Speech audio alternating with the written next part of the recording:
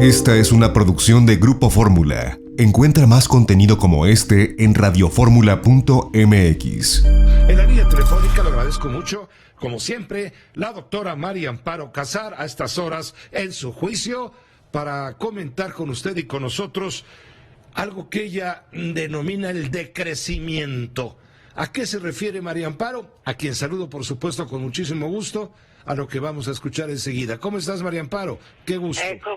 ¿Cómo estás? Pues mira, escuchando desde el inicio de tu programa la magnífica entrevista que le hiciste a Hugo López de Gatell, en donde muestra sin duda sus grandes capacidades comunicativas, pero ahora que vuelves a hacer el resumen de lo que es la fase 2 y la fase 3, yo como ciudadana común y corriente, como ciudadana de a pie, simplemente no entiendo el sentido de urgencia que me logró transmitir en tu entrevista. Ya no te estoy diciendo a las 7 de la noche, en tu entrevista, el sentimiento de urgencia, incluso te diría de decir, oye, te estás portando bien, pórtate todavía más bien, porque viene duro, y a la vez decirnos que el 1 de junio vamos a regresar, una disculpa, todos a clases, y del 8 al 10 de mayo esperan el pico, cuando hace unos días en las gráficas de la Secretaría de Salud decían que para el 21 de mayo sería el pico y tendríamos alrededor de 5,000 infectados diarios. Yo francamente estoy muy confundida. Eso sería lo primero el primer tema que querría tocarte antes de el económico, ¿no?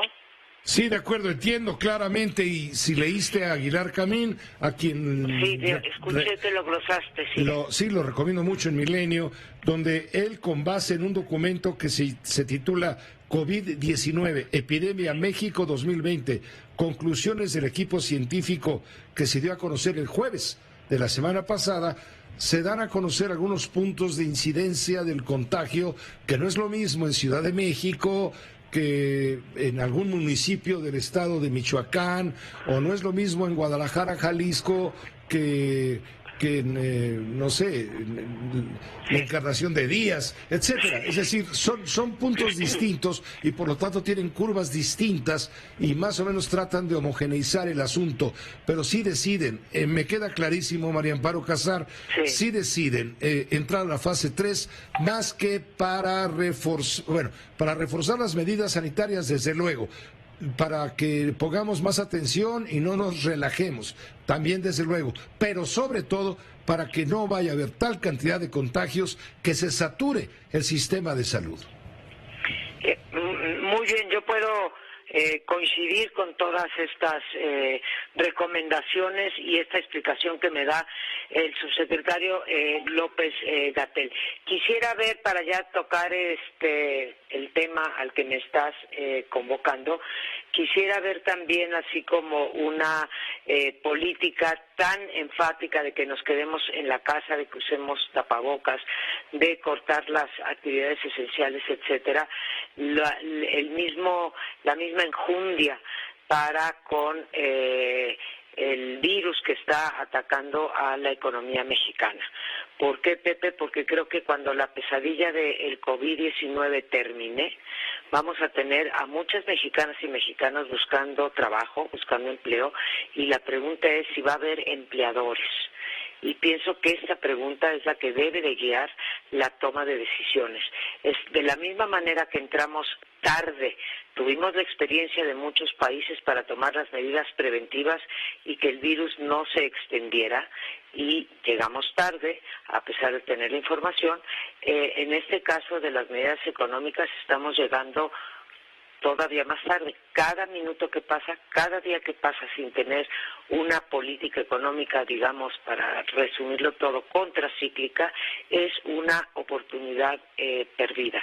Estamos viendo cómo la industria de la construcción o la industria del turismo, por citarte solamente dos que son pues de las más intensivas en mano de obra, están dejando sin trabajo, y no porque sean malos empresarios, grandes, medianos o pequeños, sino porque simplemente no tienen para poder sostener esas nóminas, y de repente vemos que no hay ningún tipo de estímulo fiscal, y con estímulo fiscal no me refiero únicamente a que se posponga el pago de impuestos, sino, por ejemplo, a medidas más agresivas, como por ejemplo que el gobierno pague parte de la nómina de todos estos desempleados para que las empresas puedan aguantar, y cuando salgamos de esta pesadilla pueda haber todavía empresas que empleen a esa gente que se quedó sin trabajo. Ya de por sí nos habían hablado de 300 y pico mil puestos de trabajo perdidos en alguna mañanera de la semana pasada, que lo dijo la secretaria de Trabajo. ¿Cuántos más habrá habido estas últimas 2 semanas, no? Ya se está hablando, María Amparo, 500,000, y no estamos muy lejos de la verdad, pero estamos a la mitad del camino todavía. A la mitad, sí. Exactamente. Entonces, imagínate la cantidad de personas, que es lo más importante, van a perder su trabajo. Ya en este momento no estamos hablando del peligro para la vida que significa la enfermedad, no. Ahorita estamos hablando de las secuelas de la pandemia en términos económicos, que va a dejar en la calle, literalmente en la calle, a cientos de miles, y no sería extraño perder 1 millón de empleos seguramente en todo este proceso. Además, súmale la cantidad de negocios, chicos, medianos, grandes, empresas, talleres, tallercitos, changarros, changarrotes, lo que sea, cerca de 200,000, según los líderes empresariales, ¿no? Déjame te lo pongo nada más en perspectiva. Los Estados Unidos, que tienen una estructura económica muy distinta que la nuestra, en donde muchos de los empleos se pueden hacer desde casa, los de nosotros no. Para empezar, los informales no pueden trabajar desde casa. Y cuando te digo los informales, te estoy hablando del 56% de los que tienen un trabajo, aunque sea informal, pero tienen un trabajo, ¿no?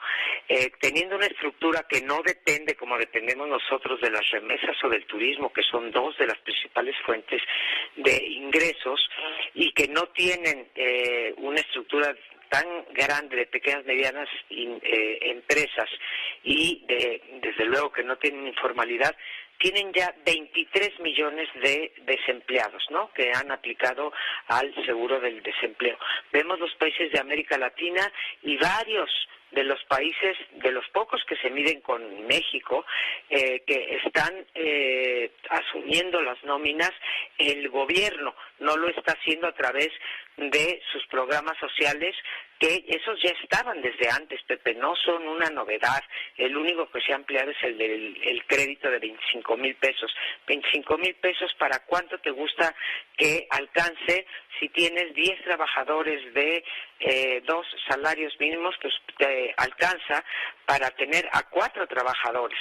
Si en el escenario optimismo se abre todo el 1 de junio, porque me imagino que si vamos a mandar a nuestros niños, a nuestros hijos a la escuela el 1 de junio, es porque ya se pueden abrir también las empresas, ¿no? Porque si no, pues no entiendo. Sería todavía 1 mes y 10 días, o 1 mes y 1 semana, que no van a aguantar las pequeñas y medianas industrias, y seguimos sin tener ni una sola medida para estas empresas. Decir que empleos y empleadores son 2 caras de la misma moneda. Si no entendemos eso y actuamos en consecuencia, Pepe, como tú decías, no nos vamos a morir del coronavirus, nos vamos a morir de hambre o de un colapso de la economía. Te agradezco mucho, por supuesto, como siempre, tu comentario, María Amparo. Vamos a estar pendientes contigo. Muy bien, un saludo, Pepe, a todo el equipo. Gracias, igualmente, un saludo para ti. Esta fue una producción de Grupo Fórmula. Encuentra más contenido como este en radioformula.mx.